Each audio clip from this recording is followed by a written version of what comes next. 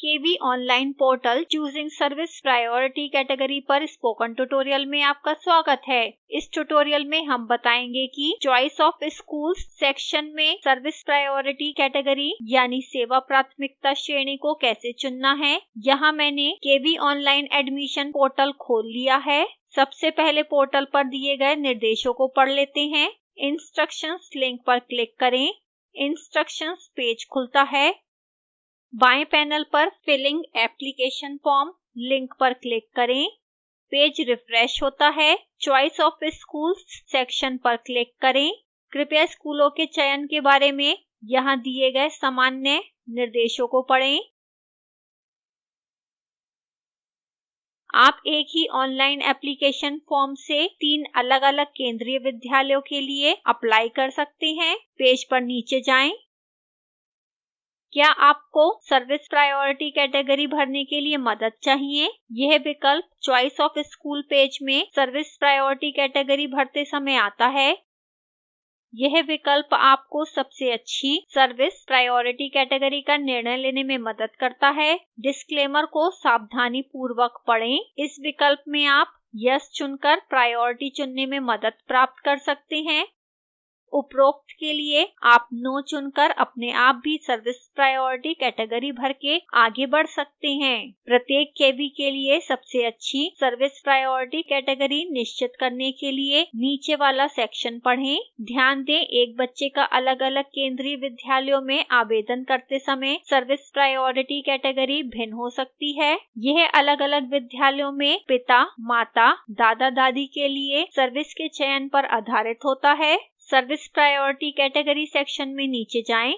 इस सेक्शन में KVS admission निर्देशों के आधार पर सर्विस प्रायोरिटी कैटेगरी दिया गया है। देश के सभी केवी 3 अलग-अलग प्रकार के केंद्रीय विद्यालयों में से किसी एक में आते हैं।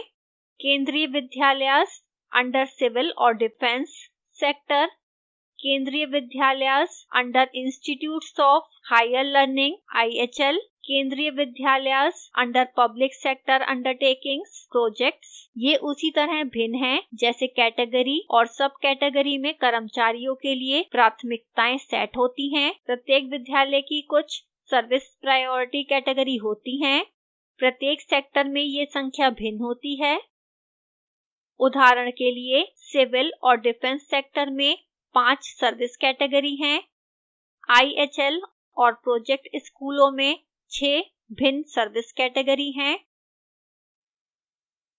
ध्यान दें कि IHL और प्रोजेक्ट स्कूलों में पहली कैटेगरी सब कैटेगरी में आगे वर्गीकृत होती है।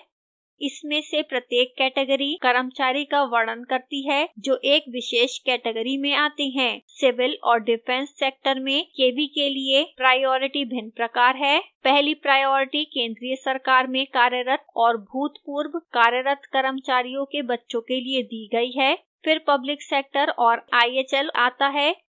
तीसरा प्रदेश सरकार के कर्मचारियों के लिए है। चौथा पब्लिक सेक्टर और IHL प्रदेश सरकार के कर्मचारियों के लिए है। इस विद्यालय के लिए आखिरी कैटेगरी उन सभी माता पिता के लिए है जो अभी तक किसी श्रेणी में नहीं आते हैं। इसलिए इसमें अन्य लोगों के अलावा वे माता पिता आते हैं जो स्वनियोजित, बेरोजगार, निजी क्षेत्र में कार्यरत हैं या स्वयं का व्यवसाय करते हैं। इसमें विदेशी नागरिकों के बच्चे भी शामिल हैं जो अपने काम के कारण या किसी व्यक्तिगत कारणों से भारत में रहते हैं। कर्मचारियों के पोते पोती इस श्रेणी के अंतर्गत आने वाले इन स्कूलों के लिए आवेदन करने के पात्र नहीं हैं। कृपया ध्यान दें, IHL और प्रोजेक्ट स्कूलों के लिए संबंधित विद्यालय के प्रायोजक संगठनों के कर्मचारियों के बच्चे और पोते पोती सर्विस प्रायोरिटी कैटेगरी के लाभ उठाने के लिए पात्र हैं। सेवा श्रेणियां प्रत्येक प्रकार के स्कूल के लिए विशिष्ट हैं। उदाहरण के लिए सिविल और डिफेंस स्कूल की श्रेणी 1, IHL और प्रोजेक्ट स्कूलों की श्रेणी 1 से अलग है। यहाँ कुछ उदाहरण हैं। रक्षा संगठनों और पूर्व सैनिकों में कर्मचारियों के बच्चों को सिविल और डिफेंस सेक्टर के स्कूलों के लिए सर्वोच्च प्राथमिकता दी जाती है। जब आप IHL और प्रोजेक्ट स्कूलों के लिए आवेदन कर रहे हैं तो कैटेगरी 2 के अंतर्गत यही आता है। IHL स्कूलों में संस्थान के कर्मचारियों के बच्चों और पोते पोती को सर्वोच्च प्राथमिकता मिलती है। इसी तरह प्रोजेक्ट स्कूलों में प्रोजेक्ट सेक्टर संगठन के कर्मचारियों के बच्चों और पोते पोती को सर्वोच्च प्राथमिकता मिलती है। सिविल और डिफेंस स्कूलों के लिए स्वनियोजित निजी कंपनी के कर्मचारियों और व्यवसाय के अन्य बच्चे श्रेणी 5 के रूप में वर्गीकृत किए जाते हैं।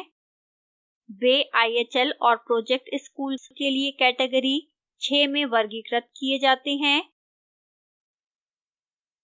अन्य केसेस के लिए service priority category, special cases and examples video में विस्तार से समझाया गया है। यहाँ बच्चों के लिए सर्विस प्रायोरिटी कैटेगरी चुनने के लिए कुछ उदाहरण हैं, जैसे बच्चों के माता पिता जिनका स्वयं का व्यवसाय हो, स्वनियोजित हो, निजी कंपनी में कार्यरत हो या बेरोजगार हो। यहाँ भरे हुए फॉर्म का एक उदाहरण है। यहाँ प्रदर्शित उदाहरण में माता एक निजी कंपनी में कार्यरत है, पिता का अपना व्यवसाय है। स्कूलों के लिए निम्न विकल्प हैं: केवी पनवेल, केवी IIT पोवई, केवी भांडुप।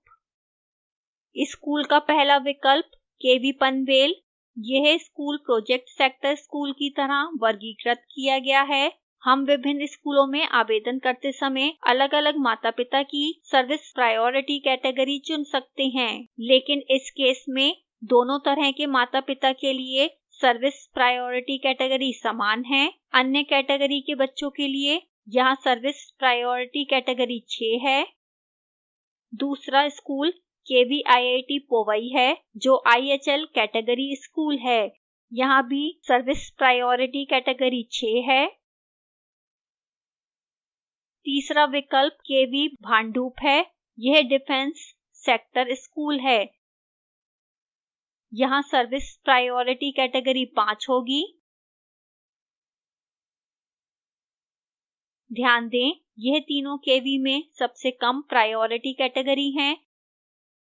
यहां एक अन्य उदाहरण है। माता एक दर्जी या स्वनियोजित है, पिता बेरोजगार है। स्कूल पेज के चयन में केवी कोलीवाड़ा एक सिविल स्कूल है। इस स्कूल के लिए दोनों माता पिता के लिए सर्विस प्रायोरिटी कैटेगरी 5 है। अतः service priority category drop down में 5 चुना गया है। स्कूल का दूसरा विकल्प केवी कोलाबा 1 है, यह एक डिफेंस कैटेगरी स्कूल है। सर्विस प्रायोरिटी ड्रॉप डाउन में 5 सही चयन हैं। एडमिशन एप्लीकेशन फॉर्म में सर्विस प्रायोरिटी कैटेगरी भरने से पहले निर्देशों को ध्यान से पढ़ें। यदि आप एक गलत प्रायोरिटी चुनते हैं तो यह आपके बच्चे के केवी में प्रवेश की संभावनाओं को प्रभावित कर सकता है। एडमिशन एप्लीकेशन फॉर्म कैसे भरें, इस पर विवरण निम्नलिखित वीडियो में दिया गया है। Spoken tutorial project MHRD Bharat सरकार द्वारा वित्त पोषित है। Spoken tutorial project IIT Bombay से मैं जया आपसे विदा लेती हूं। वीडियो देखने के लिए धन्यवाद। Form filling application form